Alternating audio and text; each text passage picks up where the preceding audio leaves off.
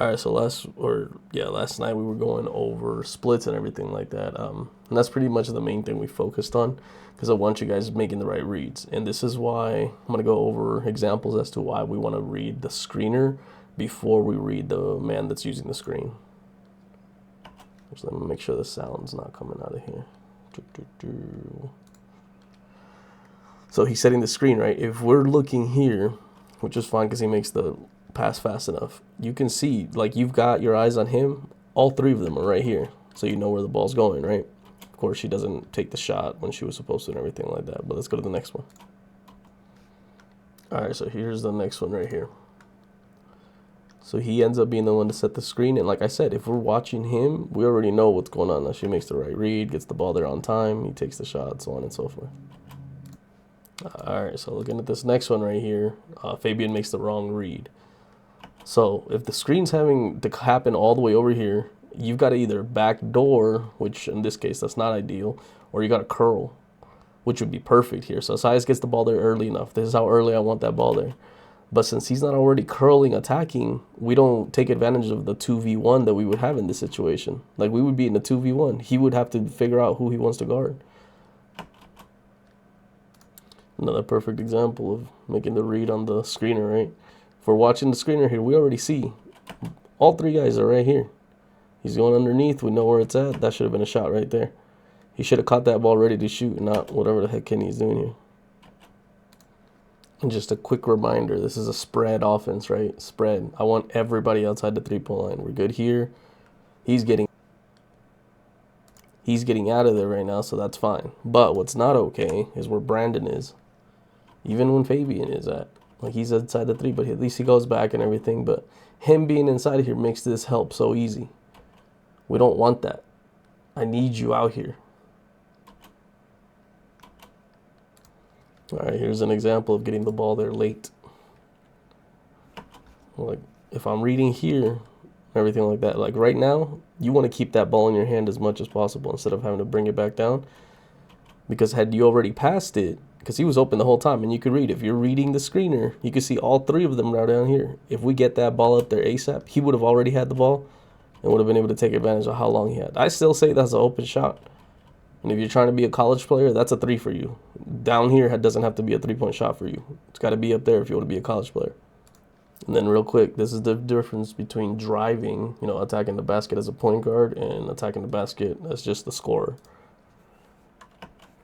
This is who you're reading. That help. If that help doesn't come, if he stays out here, then you're reading this help. Because you're already past this man. You've already beaten them. As soon as this happens right here, you kick out. Perfect job right there. We got wide open three.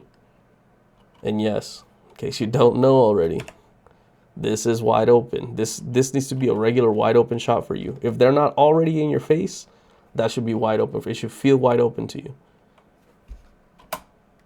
But yeah, what I was getting at is, like, Asai sometimes will do that, and he'll crash the defense, which is perfect, but then continue trying to attack, not understanding I'm supposed to be reading where that help is coming from. And this is why splits, the spread offense, is so important to spread the defense. Because once rotations start happening and everything like that, she can take advantage of it. And her going this way now, this help to him, notice how instead of being down here where he was before, he's all the way the fuck up here. He's not pressing up on him. He's still able to help a little bit, but it's so late and so behind, she's able to continue to take advantage of it because of how much room she has. Like I said, stay out of the three-point line, outside the three-point line. This was a situation we learned about last night. If you're coming through, if it doesn't work, as soon as you get the ball here, just start dribbling this way. Either attack this open space or start dribbling this way and then let, like, Nevaeh know. Splits. And then she'll know instantly, all right, cool, I'm coming down to set the screen, instead of fucking freezing and holding everything off.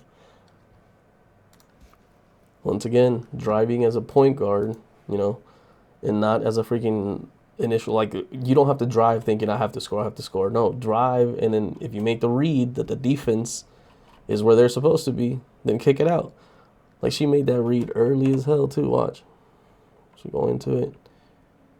Right there, she's already made the read. She's looking, sees that he's still in the paint, picks up, stays there so that way he keeps the defense there. He knows he's not going to take that shot, and he just immediately kicks it, and now we've got a wide open lane for him. Real quick, I know we're going over split action, but I just want to address this right quick. This is why it's important to remember that the defense rotates, and the best way to go is the opposite of where they're rotating from. So we get the ball to the middle in the 2-3 zone, right? Everybody starts crashing down because that's what they're worried about, right?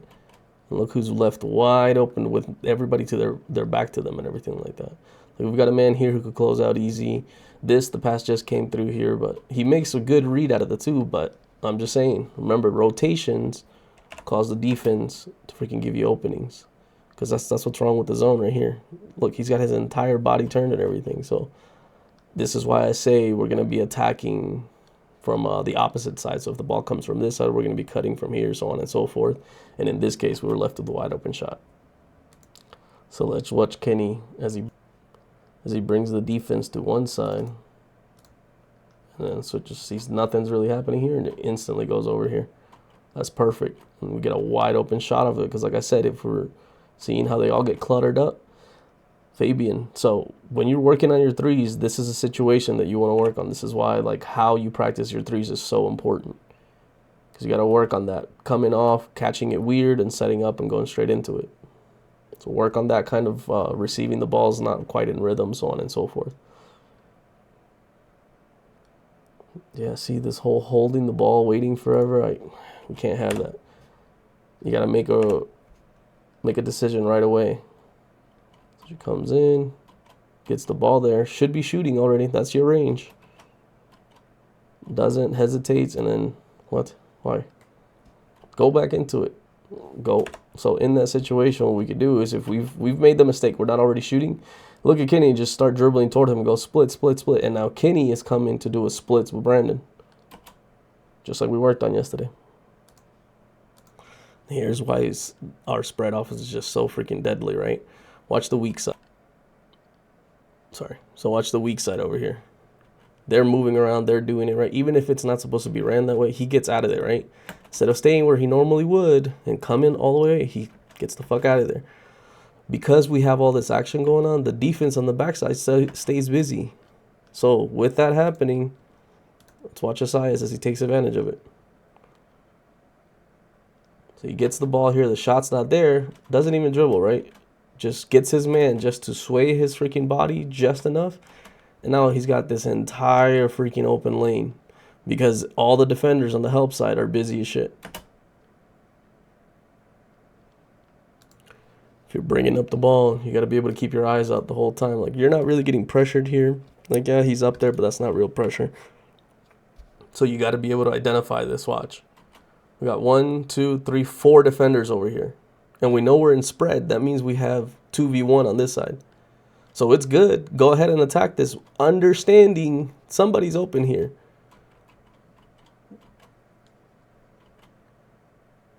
And this is what happens when it's just a slight bit too late.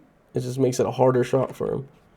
Eventually, you got the read right, but if you hadn't gone into the attack knowing, like, hey, I'm going to go into the 4 that are already here, knowing that someone's going to be open from this one single defender, and that pass would have already been made.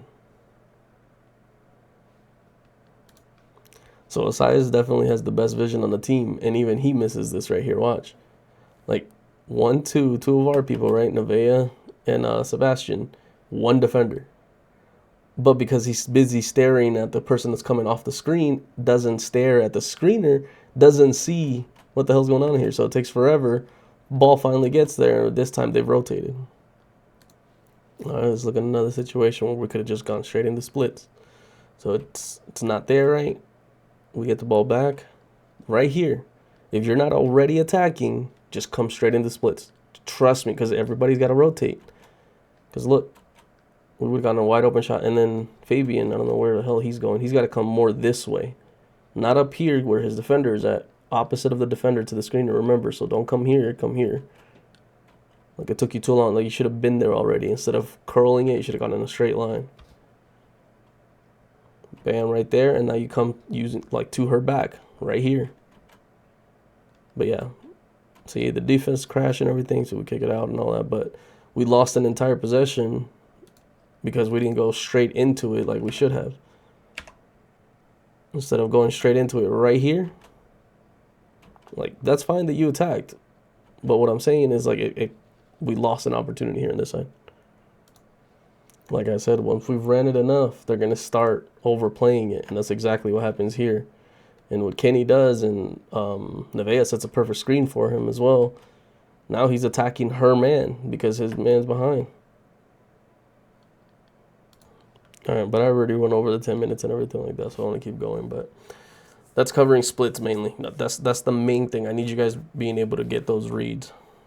If he's the screener, watch the screener first, not the person that's coming off the screen. And remember, if we get stuck anywhere else on the with the ball and everything like that, we can go straight into it.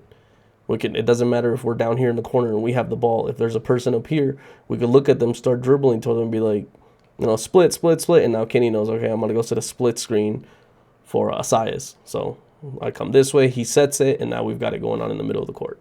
It doesn't matter where, we just can run it.